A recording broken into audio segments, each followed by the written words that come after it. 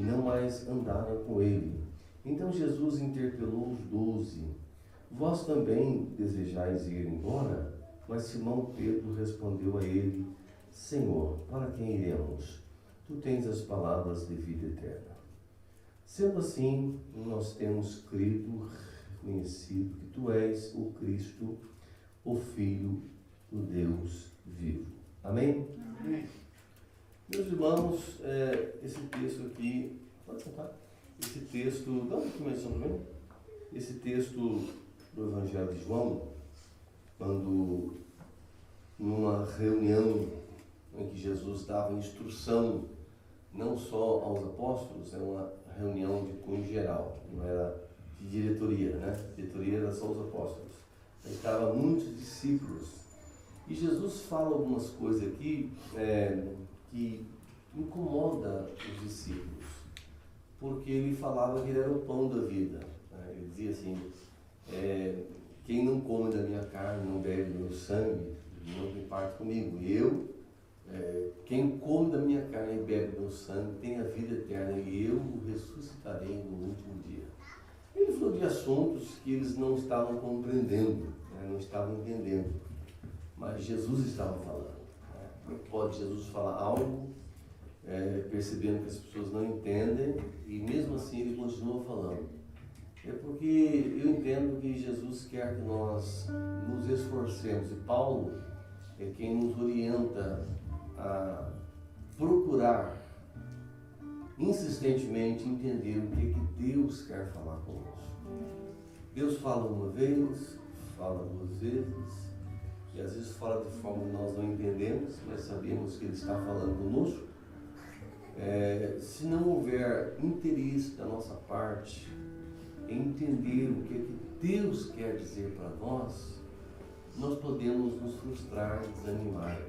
É este o plano do inimigo. Você não compreenda qual é a vontade de Deus para a sua vida. Paulo diz em Efésios: não sejais insensatos, mas entendei qual seja a vontade de Deus.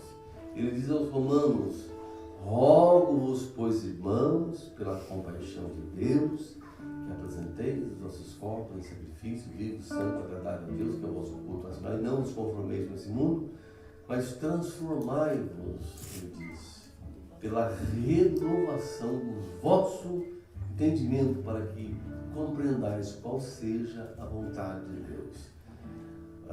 Os discípulos se afastaram, muitos deles foram embora, não queriam, saíram até murmurando, dizendo: duplo é esta palavra, quem pode ouvir isso?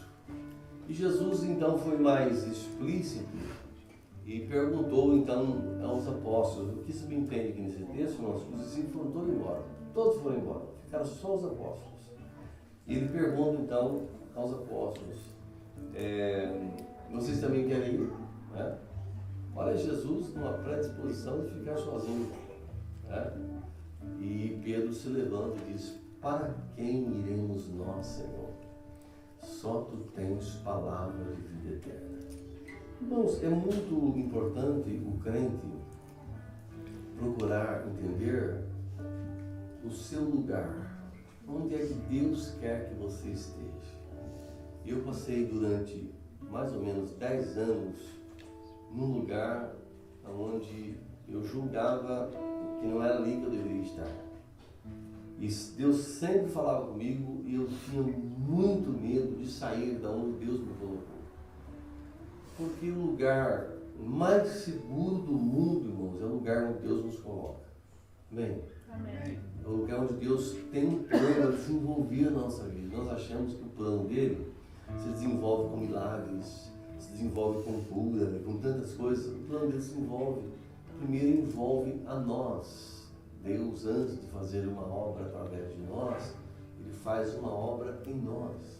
E enquanto Ele não terminar a obra em nós, Ele não vai usar-nos para fazer aquilo que Ele tem para fazer.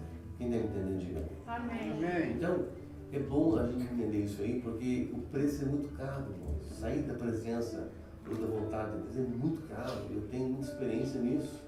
E quando eu sofri muito por não entender isso, nunca mais dê um passo sem a direção de Deus. Se Deus não está falando, é melhor não ter nenhuma reação, nenhuma iniciativa, porque tomar decisões quando não temos direção, você vai tomar com certeza direção errada que vai lhe custar muito caro. É triste que muitas vezes nós aprendemos depois de sofrermos, né? Depois de uma certa idade. Mas aqui Jesus não dá muitos detalhes no texto, João não dá muitos detalhes, mas os apóstolos ficaram. E observe que havia um dentre eles aqui, muitos chamam ele de traidor, mas eu não digo que Judas é um traidor. Judas tinha motivação errada, é só isso. Nós não colocamos o nome dos nossos filhos de Judas. Quem colocar? Meu filho chama Judas, ninguém vai fazer isso, né? Tivemos Paulo, Pedro, João, né? Mas Judas não. Até no Brasil, um pai colocou o filho dele de Adolf Hitler. É um mauzinho, né? Mas Judas ninguém coloca, porque taxamos Judas como traidor. Judas, na verdade, embora ter traído, e Jesus falou isso, mas ele não foi um traidor. Não foi essa a marca de Judas. Judas tinha motivações erradas. Ele recebeu de Jesus uma oportunidade de fazer parte do colégio apostólico, de estar com Jesus pessoalmente, caminhando com Jesus, ouvindo seus discípulos. Que grandeza, que privilégio, que grande oportunidade Judas teve de andar com Jesus. Mas ele nunca trabalhou a motivação do seu coração.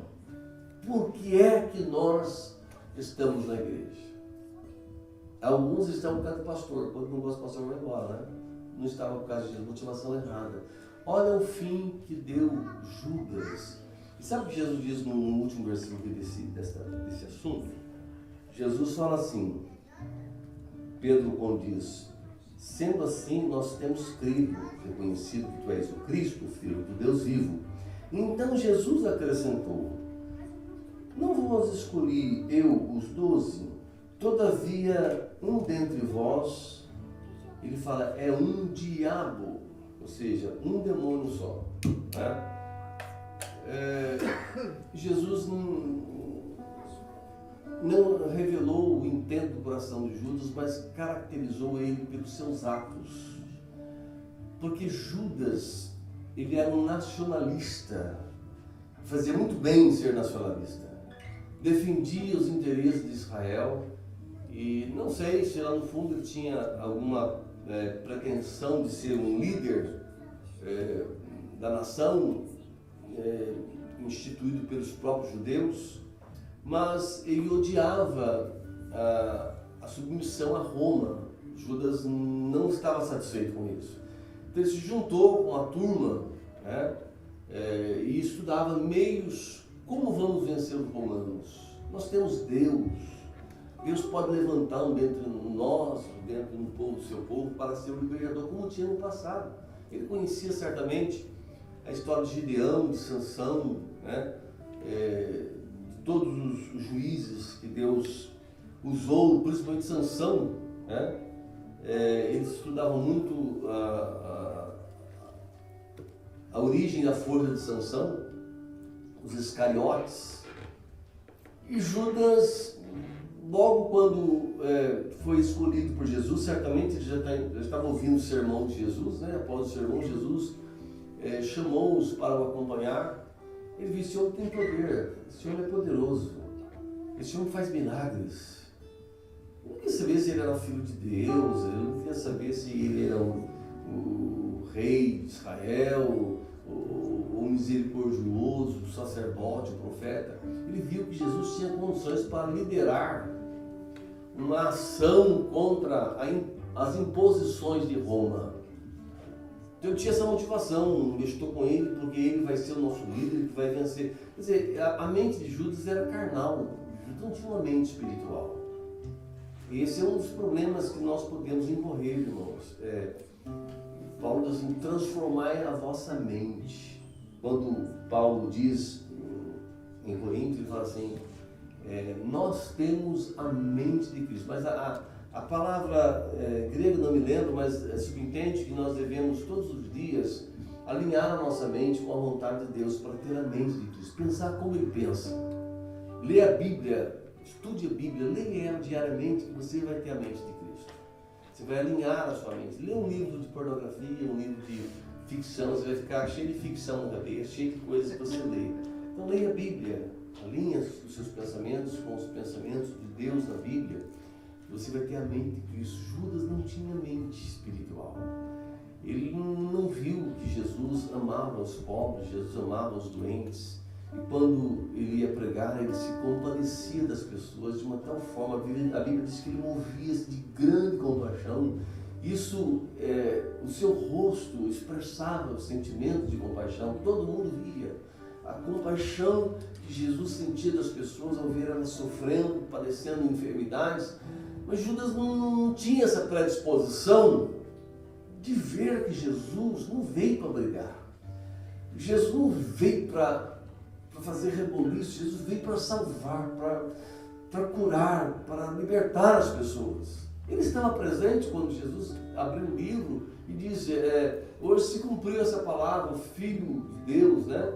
O Espírito do Senhor está sobre mim, me enviou para curar os quebrantados, salvar os pobres, anunciar o Evangelho, libertar os cativos, dar vista aos cegos. Ele ouviu essas palavras de Jesus e por muitas vezes ele viu Jesus curar as pessoas num ato de compaixão. Por que Judas não alinhou a sua motivação com o Cristo, Filho de Deus vivo? Mas ele via Jesus como um general. Irmãos, quando nós servimos a Deus, temos que ter muito cuidado para o nosso coração não nos enganar. Salomão diz assim, de tudo que se deve guardar, guarda o teu coração, porque dele procede a saída da vida. Às vezes uma conversa que você escuta, porque, irmãos, Satanás, ele lança sementes, e se nós permitirmos uma semente maligna entrar no nosso coração, a gente vai mudando a motivação, sabe? Aquela pessoa que você gostava, você já olha assim, porque uma semente foi plantada. Então temos que guardar o nosso coração, porque Satanás, ele quer fazer muito Judas.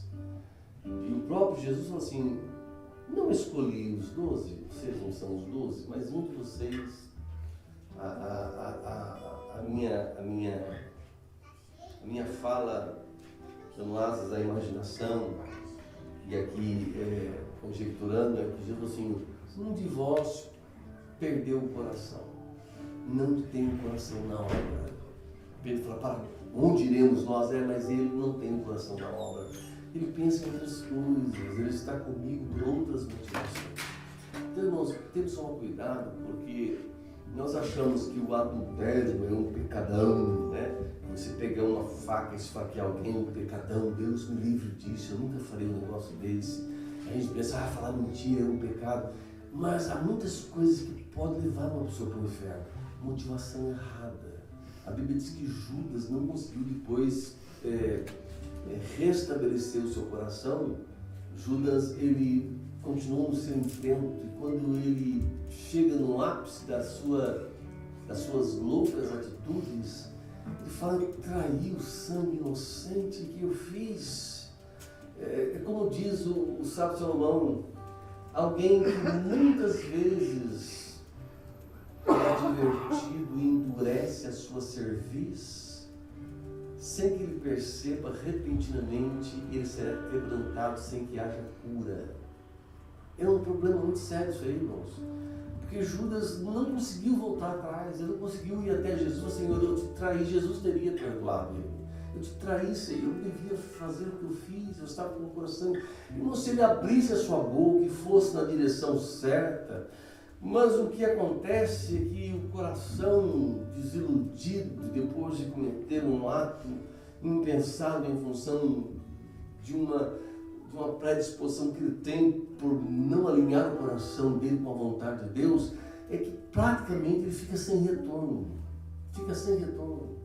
O remorso entrou no seu coração, e o texto na história dos evangelhos diz que Judas nem quis as moedas mais.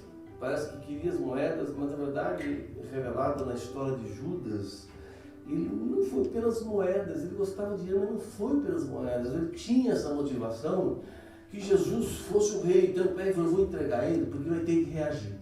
Eu vou entregar mesmo. Me dá 70 moedas, eu vou tentar tirar um lucro disso. E foi lá e falou, aquele que eu beijar pode pegar que é ele. Mas tipo assim, ele vai ter que reagir agora. Ele não reage, vai ter que reagir. Porque eu vou entregar ele para os soldados romanos, ele vai ter que reagir, mostrar o poder, matar todos, fulminar e falar, começou, acabou a festa. Aqui está o rei dos reis. Eu acho que ele pensou isso. E ele chega, traz Jesus, dá um beijo, eles pegam Jesus, e ele começa a perceber a loucura que ele fez. E depois ele vai lá, entrega as moedas no templo, joga lá, fala, não quero mais isso, eu traí o sangue inocente, sai, sei lá como que ele saiu, sai perturbado. E a Bíblia diz que ele foi se enforcar. Então, a história diz que ele se enforcou num penhasco, num galho de uma árvore que estava num penhasco, talvez não tanto inclinada, pôs uma corda e pendurou. Depois, nas epístolas, Pedro diz, né, ou alguém, não sei se foi Pedro, ou se foi Judas, que diz que ele arrebentou quando caiu.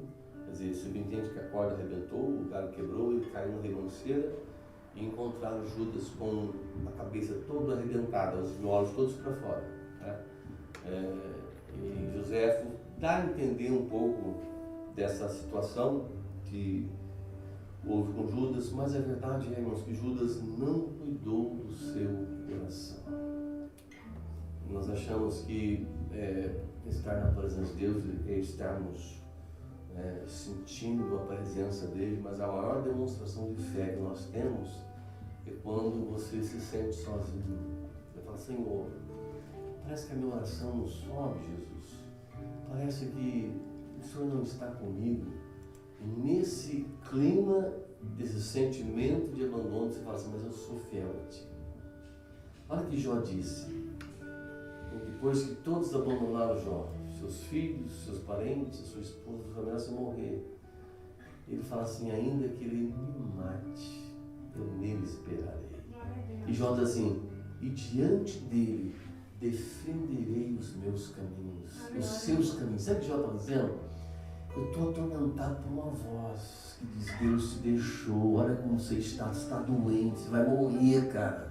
Seus parentes, sua família, seus amigos, sua esposa, todos te deixaram. Se mata, cara! Ele fala, não, Deus é fiel, está defendendo os caminhos de Deus. Porque nós somos atormentados, vez por outra, nos momentos de fragilidade da nossa vida, nos momentos mais difíceis que nós passamos, é exatamente nesse momento que o Satanás chega. E vai falar um monte de coisa na sua mente. Eu tenho que ser como Jó, defende os caminhos de Deus. Deus é fiel, ele nunca decepcionou alguém que esperou nele. Jeremias diz assim, bom é o Senhor para aqueles que o esperam. Espere, mas não importa, porque se ele está fazendo milagre, é muito fácil. Deus não contabiliza isso com notas altas para você não, viu? Deus está fazendo milagre, está enchendo meu bolso, que bênção. Não, você tem agora todos os motivos do mundo para nunca trair Jesus. Mas Ele quer ver a nossa fidelidade na escassez, irmãos. É quando estamos na prisão, né? Ia ter que revelar sonhos lá de copeiro, de garçom, de padeiro, que esquece da gente, né? Eu tenho que estar lá ainda fazendo a vontade de Deus. A Bíblia diz que Deus era com ele, porque ele era justo. José não cedia. Você pensa que José não foi tentado? Puxa vida, eu fiz tudo certo onde estou. Quando as coisas começam a melhorar, e fala, agora Deus está abençoando, né? Eu estou na casa de Potifar. E quando parece que está tudo certinho, as coisas estão indo, daqui a pouco ele é traído. Uma fase de refinamento da vida de José. Ele é traído. Porque ele fala assim, meu Deus, eu fui fiel a ti. Eu rejeitei por ti não pecar com esta mulher. Eu disse para ela, eu faria isso com meu Senhor e pecaria contra meu Deus. E ele foge, nós leva o nome de estuprador, sem vergonha, de cafajeste, mau caráter. É taxado como alguém que não valia nada. É lançado na prisão. Mas Deus estava com ele. Por vez que ele não era tentado também, e José deve ter defendido os caminhos de Deus, porque ele venceu. Então Deus está comigo. Não, Deus não fala, Ele me deu sonhos. Ele me deu sonhos. Ele falou comigo, né? Das estrelas, dos feixes, Ele falou comigo. Ele mostrou o plano, Ele não vai me trair. Irmãos, passa o céu, passa a terra, mas as palavras de Deus permanecem de pé. Somos nós que cedemos nos momentos de dificuldade. Sabe o que o Jeremias falou? Jeremias falou assim, olha, Deus me pôs em trevas e não na luz, entrincheirou os meus caminhos, fez eu mastigar pedrinhas, quebrou os meus dentes, fez-me alvo das flechas das suas aljavas. Ele falou assim, Deus me crucificou. É isso que está dizendo. Jeremias falou isso. Ele fez todos se voltarem contra mim, estou desolado, sou como alguém emboscada, como um urso emboscada. Depois ele fala assim, mas é bom ter esperança. Aí ele fala assim, as misericórdias do Senhor são causas de não sermos consumidos. Glória a Deus.